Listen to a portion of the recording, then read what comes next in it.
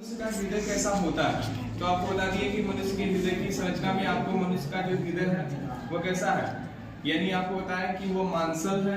उसकी संरचना कैसी होती है, त्रिकोणीय होती है। इसके बाद आपको हृदय में बताया कि यह स्पंदनशील होता है, मतलब हमेशा ये क्या करता है, फूलता और प्रचकता है। इसके बाद हृदय जो होता है ये इसकी संरचना त्रिकोणीय होती है और मांसल होती है, क्योंकि इसमें हड्डियां पाई नहीं जाती। इसमें आपको बता दिए कि कितने भाग पाए जाते हैं, दो। एक अलिंद होता है, एक निलय होता है। तो मतलब उनके दोनों पार्ट्स होते हैं, दो अलिंद और दो निलय। यानी दो अलिंद और दो निलय का मतलब हो गया कि एक दायां अलिंद, बायां अलिंद, दायां निलय और बायां। इसके बाद बताएं कि हृदय जो होता है वो क्या करता है कि इसमें दो सिराएं, एक महाधमनी है और एक क्या है, सिरा। दो इसमें नसें पाई जाती हैं, एक धमनी और एक सिरा। धमनी क्या करती है, वो जो है कि शुद्ध रुधिर को पूरे शरीर में पहुंचाती है, और सिरा जो होता है वो शुद्ध रुधिर को क्या करती है कि यानी हमारे हृदय के पास लाने का कार्य करती है। अब यहाँ पे देखिए जो मनुष्य के हृदय की संरचना है, इसमें आप देख रहे हैं कि ये फिगर बना है। इसमें आपको सबसे पहले देखिए कि दिया है महाशिरा।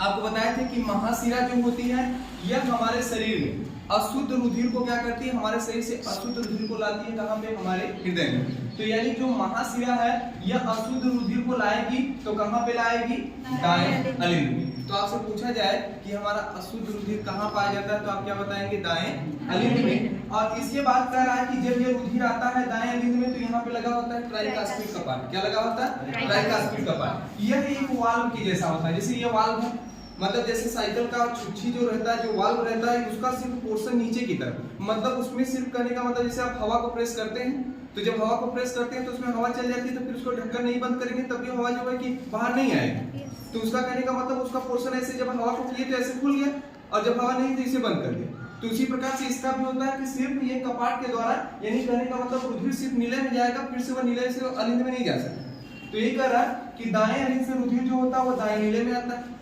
अब जब दाएं निलय में आ जाएगा तो निलय क्या करेगा, पंप करेगा।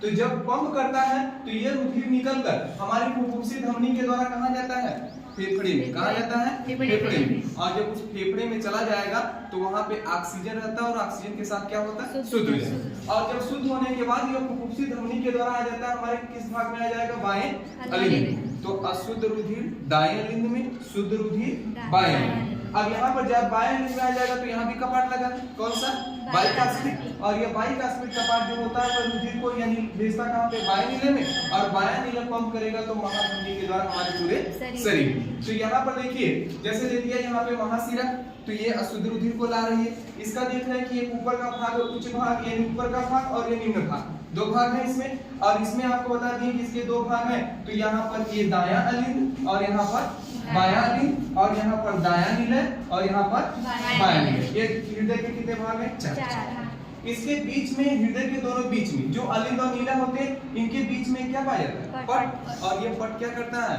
हृदय को दो भागों में बांटता है, किसमें, अलिंद और निलय में। इसके बाद क्या है कि आप देख रहे हैं दाएं फुफ्फुस धमनी है और इसमें सिरा।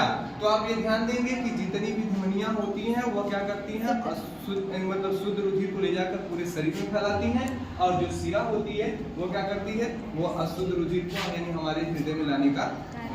कोई दिक्कत?